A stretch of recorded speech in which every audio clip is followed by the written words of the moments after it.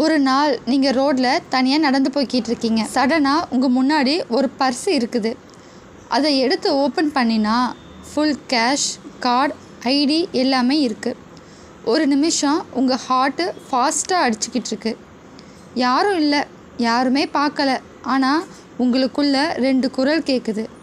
யாருக்கும் தெரியாமல் இதை நம்ம வச்சுக்கலாம் அப்படிங்கிற ஒரு குரல் ஒன்று. இன்னொன்று, இது யாரோட பணமோ, அவங்க ரொம்பவே கஷ்டப்படுவாங்க, தேடி வரும்போது நம்மளே கொடுத்துடலாம் அப்படின்னு இன்னொரு குரல் கேட்குது. ஒரு சின்ன டெசிஷன், ஆனால் ரொம்ப பெரிய மீனிங்.